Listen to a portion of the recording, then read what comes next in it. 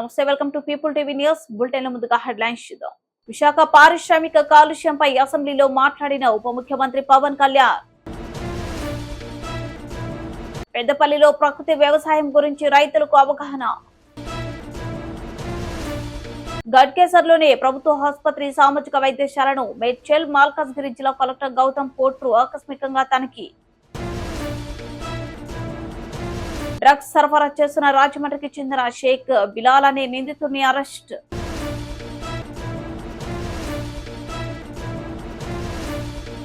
ఓయూలో దివ్యాంగుల విద్యార్థుల నిరసన.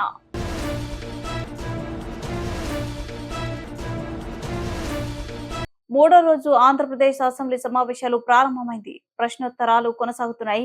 విశాఖలో కాలుష్య నియంత్రణకు తీసుకున్న చర్యలపై ఎమ్మెల్యే వంశీకృష్ణ యాదవ్ ప్రశ్న వేయగా దానికి ఏపీ ఉప ముఖ్యమంత్రి కొణిదెల పవన్ కళ్యాణ్ సమాధానం ఇస్తూ ధూళి కణాల పొల్యూషన్ ఎక్కువగా ఉందన్నారు. పొల్యూషన్ తగ్గించడమే కాకుండా త్వరలోనే పొల్యూషన్ ఆడిట్ చేయిస్తామని పేర్కొన్నారు.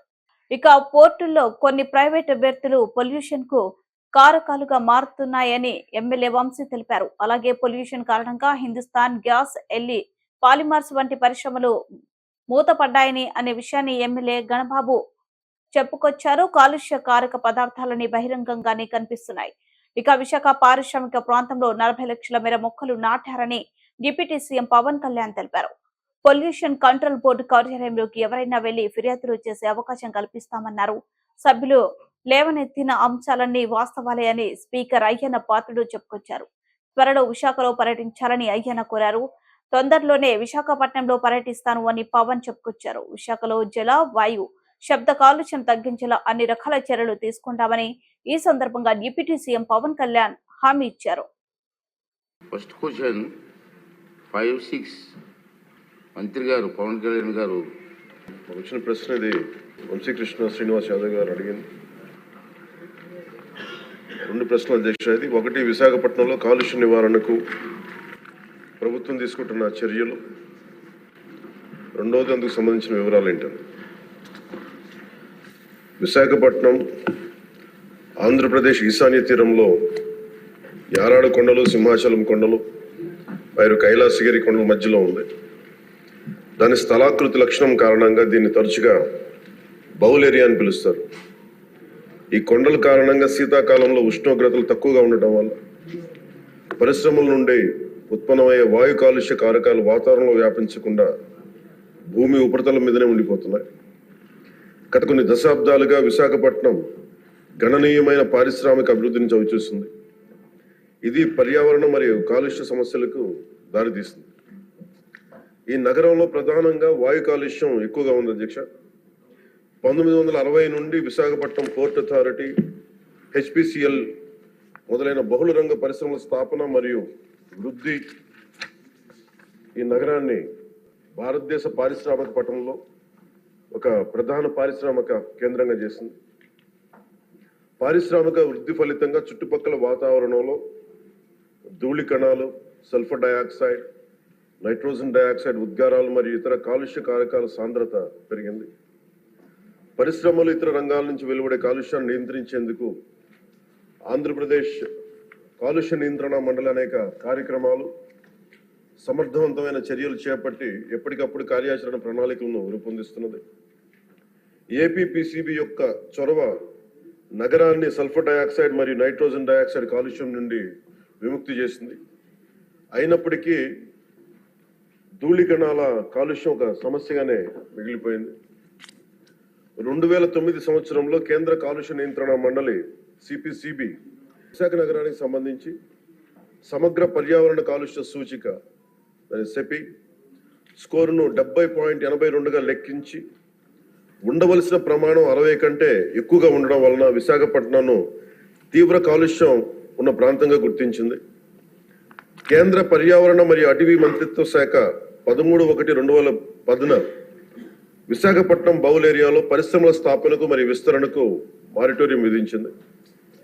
ఇందువలన ఆంధ్రప్రదేశ్ కాలుష్య నియంత్రణ మండలి పరిశ్రమలు మరియు ఇతర భాగస్వాముల సమన్వయంతో బౌల్ ఏరియాలో ఉన్న పరిశ్రమలకు జాతీయ ప్రమాణాల కంటే ఎక్కువ కఠినమైన ఉద్గార ప్రమాణాలను, ఎమిషన్ స్టాండర్డ్స్ ను నిర్దేశించింది. ఉదాహరణకు పార్టికులేట్ మ్యాటర్ PM10 యొక్క గాఢత అంటే మిల్లీగ్రామ్ పర్ మెట్రిక్ క్యూబ్, దాదాపు 50 మిల్లీగ్రామ్ పర్ మెట్రిక్ క్యూబ్గా జాతీయ ప్రమాణం 150 మిల్లీగ్రామ్ పర్ మెట్రిక్ క్యూబ్ కంటే గాను SO2 లెవెల్ 5 mg, జాతీయ ప్రమాణం 25 mg కంటే నిర్దేశించడం అయింది. ఈ కఠినమైన నిబంధనల కారణంగా పరిశ్రమలు కాలుష్య నియంత్రణ వ్యవస్థను అప్గ్రేడ్ చేశాయి మరియు గ్రీన్ విశాఖ కార్యక్రమం కింద విస్తారమైన గ్రీన్ బెల్ట్ ని అభివృద్ధి చేశాయి. ఈ చర్యల వలన సెపీ స్కోర్ 2013 నాటికి 70.82 నుండి 52.31 తగ్గింది. 2013లో ministry of environment, forest and climate change comprehensive environment pollution index score నగరానికి సంబంధించి 60 కంటే తక్కువగా ఉండడం వలన పరిశ్రమల విస్తరణపై ఉన్న మారిటోరియం ఎత్తివేసింది. కాలుష్యాన్ని నియంత్రించడంలో సత్యసాయి జిల్లా కదిరి నియోజకవర్గం తనకలు మండలం అజిం ప్రేమ్జీ రాయలసీమ వాటర్ ప్రాజెక్ట్ జన జాగృతి సంస్థ వారి ఆధ్వర్యంలో పెద్దపల్లిలో జన జాగృతి సంస్థ NF న్యాచురల్ అగ్రికల్చర్ సుప్రియ మాట్లాడుతూ ప్రకృతి వ్యవసాయం పద్ధతులు పాటించి నాణ్యమైన ఆరోగ్యకరమైన పంటలను పండించాలని రైతులకు అవగాహన కల్పించడం జరిగింది. మల్రెడ్డిపల్లి పంచాయతీ పెద్దపల్లిలో ప్రకృతి వ్యవసాయ పంటలను పరిశీలించి అదేవిధంగా రైతులకు జీవామృతము పంట వేసే ముందు విత్తన శుద్ధి ఎలా తయారు చేసుకోవాలి అనే విధానం గురించి రైతులకు తెలియజేయడం జరిగింది. అదేవిధంగా ఇప్పుడున్న వాతావరణ పరిస్థితులు మారుతున్న వాతావరణాన్ని తట్టుకొని వ్యవసాయ సాంకేతిక ప్రకృతి వ్యవసాయం మరియు మట్టి నమూనా ఫలితాలు ఆధారంగా సమతుల్య ఎరువుల వాడకం గురించి రైతులకు ట్రైనింగ్ చేసి చూపించడం జరిగింది. ఈ కార్యక్రమంలో జన జాగృతి సంస్థ వారు చంద్రమోహన్, హరీష్, సుప్రియ, గరుడప్ప, కిరణ్ కుమార్ రెడ్డి, శ్రీనాథ్ రెడ్డి, వెంకటేష్ గ్రామ రైతులు పాల్గొన్నారు. మనం కొన్ని నీళ్లు తీసుకుంటాం. ఇప్పుడు ఎకరాకైతే ఒక 20 లీటర్లు నీళ్ళు తీసుకోవాలి. ఒక బకెట్ చిన్న డ్రమ్ము పాడు ఉంటుంది కదా, అలాంటి డ్రమ్ముకి నీళ్లు తీసుకొని పేడ 5 కేజీలు. దీంట్లో మేము ఆల్రెడీ పేడ కట్టి పెట్టినాం. ఇట్లాంటి ఏదైనా పాత గుడ్డ, కొంచెం పల్చడిగా ఉండే గుడ్డ తీసుకొని ఆ గుడ్డలోకి పేడ తీసుకోవాలి. పేడ తీసుకొని ఇది ఆవు గంజు, ఏ ఆవు నాటావు అయినా తీసుకోవచ్చు, మామూలు అయినా తీసుకోవచ్చు. నాటావు అయితే కొంచెం ఇంకా బాగుంటుంది, దాంట్లో సూక్ష్మజీవులు అనేవి ఎక్కువ ఉంటాయి.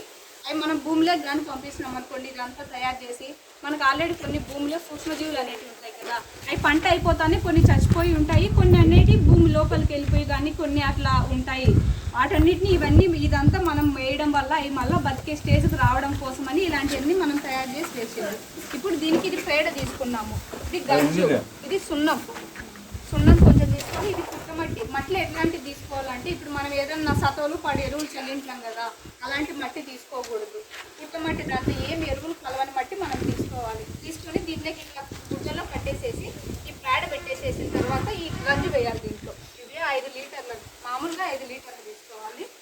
గంజు దీంట్లో వేస్తాం. రేపు మనం విత్తనాలు వేసుకుంటున్నాము అంటే ఈరోజు తయారు చేసి పెట్టేసేసుకోవాలి. విత్తనాలు వేసే ముందు 1 గంట ముందు వీటిని కలిపేసేసుకొని బాగా పల్చగా నీడలో ఆరబెట్టుకోవాలి. మళ్ళీ ఎండలో ఎక్కువ ఎండ ఉండే దగ్గర ఆరబెట్టుకోకూడదు. సున్నం కొంచెం వేసుకోవాలి.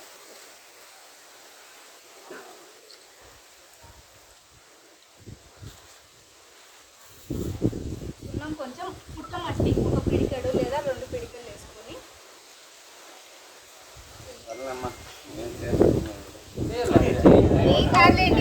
ఏమన్నా అయ్యేదా అట్లాంటి కాదు కదా.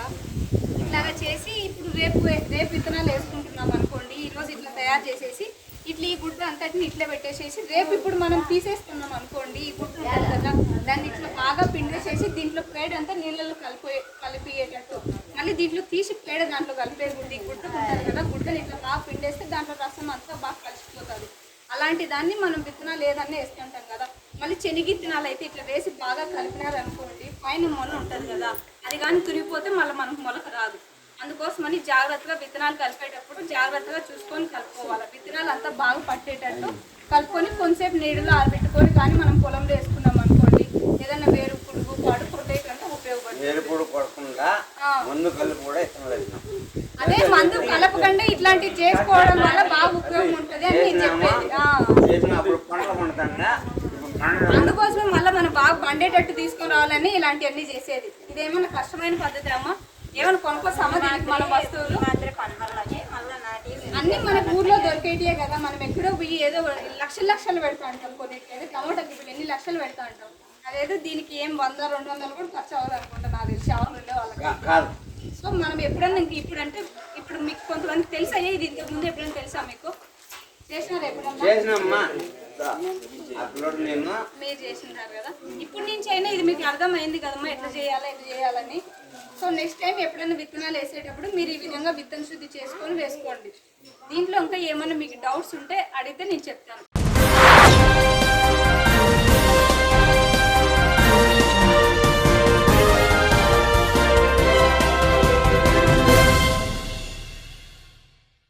డ్రగ్స్ సరఫరా చేస్తున్న రాజమండ్రికి చెందిన షేక్ బిలాల్ అనే నిందితుడిని అరెస్ట్ చేశాం. జొమాటో డెలివరీ బాయ్ ముసుగులో డ్రగ్స్ సరఫరా చేస్తున్న నిందితుడు. ఆంధ్రప్రదేశ్ రాష్ట్రం రాజమండ్రికి చెందిన షేక్ బిలాల్ ఇంటర్ చదువుతున్న క్రమంలోనే గంజాయి తీసుకోవడం అలవాటుగా చేసుకున్నాడు. కరోనా తర్వాత నగరానికి వచ్చిన నిందితుడు జొమాటోలో డెలివరీ బాయ్ గా పనిచేస్తున్న నిందితుడు పాత పరిచయాలు నేపథ్యంలో ఆంధ్రప్రదేశ్ అరకు నుండి గంజాయిని నగరానికి తెస్తున్న నిందితుడు నగరంలోని పలు ఐటీ కంపెనీలలో పనిచేసే 40 నుండి 50 మంది సాఫ్ట్వేర్ ఉద్యోగులకు గంజాయిని విక్రయిస్తున్న నిందితుడిపై గతంలో జూబ్లీహిల్స్ పోలీస్ స్టేషన్ కేసు నమోదైంది. జైలుకి కూడా వెళ్లాడు. టీజీఎన్ఏబి సైబరాబాద్ సిపి ఆధ్వర్యంలో గట్టి నిఘా ఏర్పాటు చేశాం. స్కూల్స్ మరియు పబ్స్ వద్ద గట్టి నిఘా ఏర్పాటు చేయడం జరిగింది. ఆఫీసర్స్ అలాగే మాదాపూర్ పోలీస్ స్టేషన్ పరిధిలో ఒక క్రెడిబుల్ ఇన్ఫర్మేషన్ మీదే షేక్ బిలాల్ అతన్ని పట్టుకోవడం జరిగింది.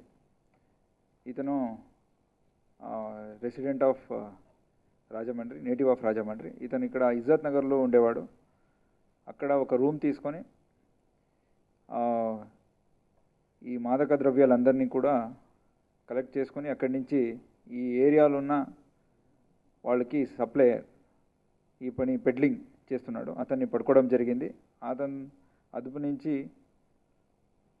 15 grams of MDMA, that is 22.5, then 22.5 kg of ganja, 76 nitrosum tablets, అలాగే 491 grams of hashish oil and other kinds of narcotic substance అంటే మాదక ద్రవ్యాలని సీజ్ చేయడం జరిగింది.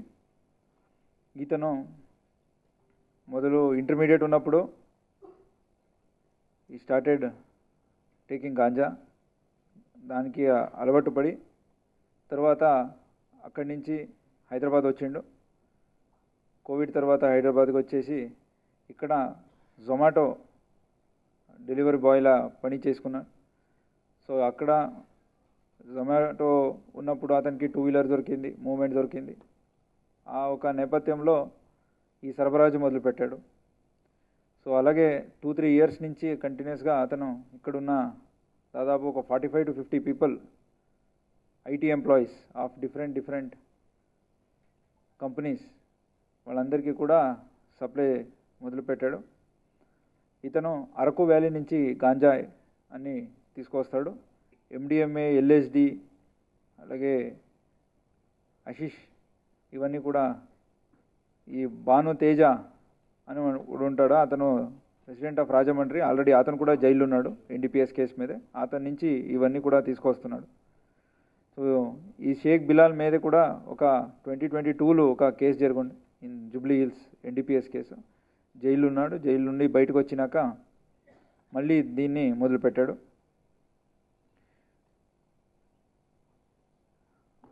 అలాగే ఈ 45 to 50 people ఎవరెవరు ఉన్నారో వాళ్ళ నుంచి కూడా ఇంకా ఒక్కొక్కరికి ఇద్దరు అన్నట్టు చాలామందికి ఈ సప్లై వెళ్ళేది. సో వాళ్ళందరినీ కూడా ఈ పెద్ద ర్యాకెట్ని బస్ చేయడం జరిగింది. ఇది TGNAB డైరెక్టర్ అలాగే సిపి సైబరాబాద్ వాళ్ళ సూపర్విజన్లో జరిగింది. సో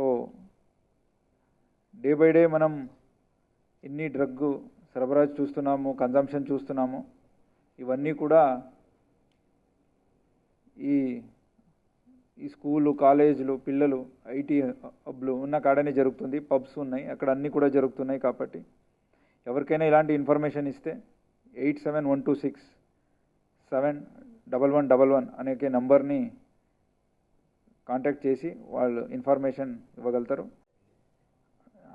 గాంజా అతను ఒక 1500 to 2000 per grams అమ్ముతాడు. హషీష్ ఆయిల్ వచ్చేసి ఎంత 6000 అలాగే ఈ ఎల్ఎస్డి అని ఇంకా కాస్ట్లీ. కొకైన్ కూడా దాదాపు ఒక గ్రామ్స్కి 5,000-6,000 ఉంటుంది. సో 1:10 ఆర్ 1:20 రేషియోలో వాళ్ళకి they will have that margin of.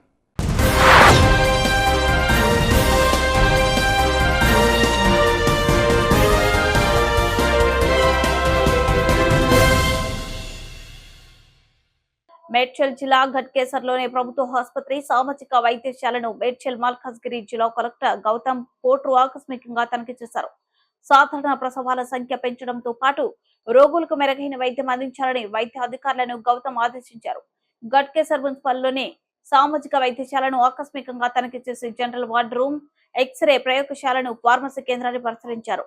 నిత్యం ప్రభుత్వ ఆసుపత్రికి వచ్చే ఓపీ సంఖ్యను రికార్డులో తనిఖీ చేసి డయాలసిస్ యూనిట్ ని పరిశీలించి రోజుకు ఎంతమంది వస్తున్నారు, వారికి అందుతున్న సౌకర్యాలపై ఆరా తీశారు. ప్రసూతి వార్డులో పర్యటించి మహిళలను ఆసుపత్రిలో అందుతున్న వైద్యంపై స్వయంగా అడిగి తెలుసుకున్నారు. ఈ కార్యక్రమంలో hospital superintendent doctor Kotya Naik, municipal chairman Mulli Pavani, Jangaiah Yadav, commissioner Saber Ali, councillor Bandari Anjaneyulu Goud, hospital సిబ్బంది తదితరులు పాల్గొన్నారు.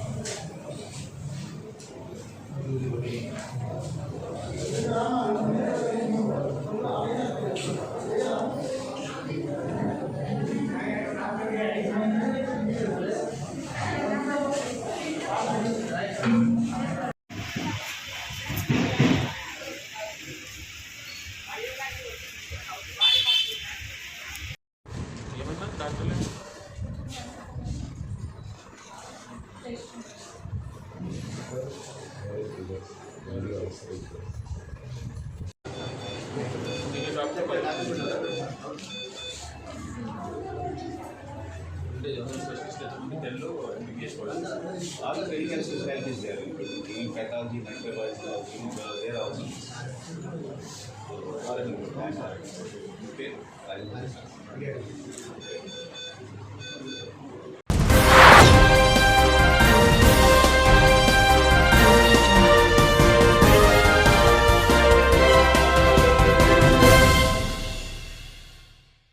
ఓయూలో దివ్యాంగుల విద్యార్థుల నిరసన, ఐఏఎస్ అధికారి స్మితా సబర్వాల్ ఫోటోలు దగ్ధం. దివ్యాంగులపై స్మితా సబర్వాల్ చేసిన అనుచిత వ్యాఖ్యలు వెనక్కి తీసుకోవాలని డిమాండ్. లేని ఏడల రాష్ట్ర వ్యాప్తంగా నిరసనలు ఉధృతం చేస్తాం. అవసరమైతే స్మితా సబర్వాల్ ఇంటిని ముట్టడించడానికి వెనుకాడబోం.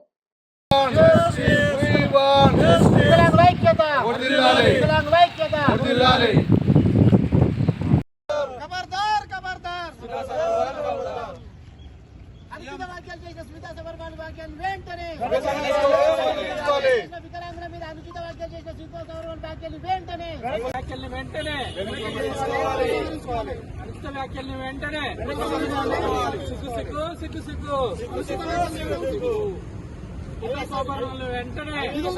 చెప్పులో నోరు లేవా? నేను చెప్పాలి, నోరు లేవా? Down down down down down down. సమితి రాష్ట్ర అధ్యక్షుడు, ఉస్మానియా యూనివర్సిటీ రీసెర్చ్ స్కాలర్. నేను గత 48 గంటల క్రితం స్మితా సబర్వాల్ వికలాంగుల మీద అనుచిత వ్యాఖ్యలు చేయడం జరిగింది. ఈ వ్యాఖ్యలకు నిరసనగా ఆర్ట్స్ కాలేజ్ ఎదుట దివ్యాంగులందరం కలిసి ఆమె దిష్టిబొమ్మను దానం చేయడం జరిగింది.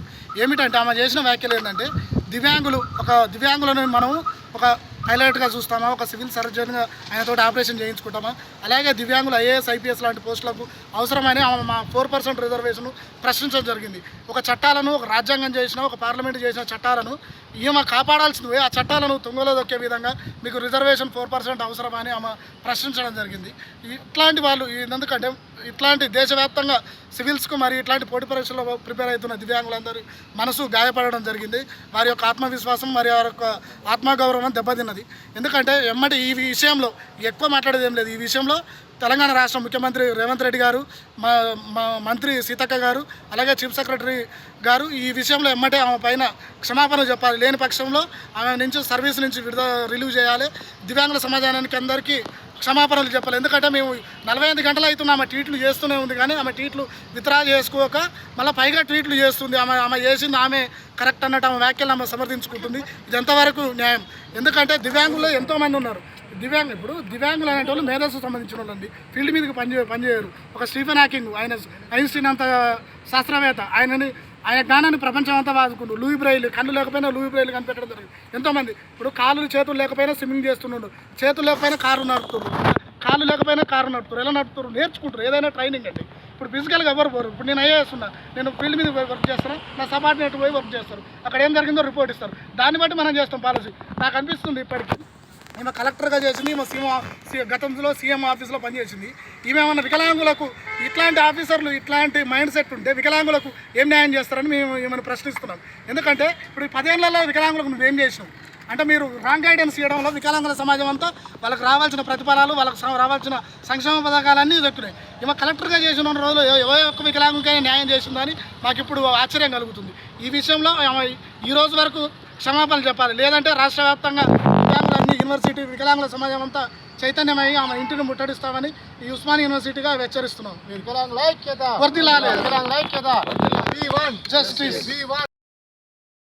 Osman university PG and research స్కాలర్స్ల వికలాంగుల ఆధ్వర్యంలో తాను గత 48 గంటల క్రితం చేసిన వ్యాఖ్యలకు నిరసనగా తన యొక్క దిష్టిబొమ్మని మేము తీవ్రంగా ఖండిస్తూ దిష్టిబొమ్మను నిలబెట్టడం జరిగినది. ఎందుకంటే ఈమె ట్విట్టర్లో ఇంట్లో కూర్చొని ఏం పని లేక వీళ్ళకు రిజర్వేషన్లు ఎందుకు, వీళ్ళు డాక్టర్ వైద్యం చేస్తారా, వీళ్ళు పైలట్ అవుతారా, వీళ్ళకు ఐఏఎస్ ఐపీఎస్ ఐఎఫ్ఎస్ఓ అవసరమా, ఇలాంటి వ్యాఖ్యలు చేస్తే మీరు మీ యొక్క అహంకారపూర్వమైన మాటలు మాట్లాడితే మేము ఎట్టి పరిస్థితుల్లో సహించలేము. మీరు అందం ఉండొచ్చు కానీ మాకు ఈడ ఆత్మగౌరవంతో మేము ఆత్మగౌరవంతో మేము కష్టపడి ఈ కాంపిటీషన్ ప్రిపేర్ అవుతూ దేశవ్యాప్తంగా మా యొక్క సమాజం నిత్యం మేధస్సుతో పనిచేసి ఉద్యోగాలు సాధించుకుంటుంది. ఈరోజు బాలలత మేడం ఎంతోమంది ఐఏఎస్లను తయారు చేస్తుంది. ఆమె 2 సార్లు సెంట్రల్ లెవెల్లో టాపర్ ర్యాంకు అయినా తన యొక్క ఉద్యోగానికి రాజీనామా చేసి నాలాంటి వికలాంగులని ఎంతోమందిని తయారు చేయాలని ముగించే ముందు హెడ్లైన్స్ మరోసారి. విశాఖ పారిశ్రామిక కాలుష్యంపై అసెంబ్లీలో మాట్లాడిన ఉప ముఖ్యమంత్రి పవన్ కళ్యాణ్. పెద్దపల్లిలో ప్రకృతి వ్యవసాయం గురించి రైతులకు అవగాహన. గడ్కేసర్లోని ప్రభుత్వ ఆసుపత్రి సామాజిక వైద్యశాలను మేడ్చల్ మల్కాజ్గిరి జిల్లా కలెక్టర్ గౌతమ్ పోట్రు ఆకస్మికంగా తనిఖీ. డ్రగ్స్ సరఫరా చేస్తున్న రాజమండ్రికి చెందిన షేక్ బిలాల్ అనే నిందితుడిని అరెస్ట్.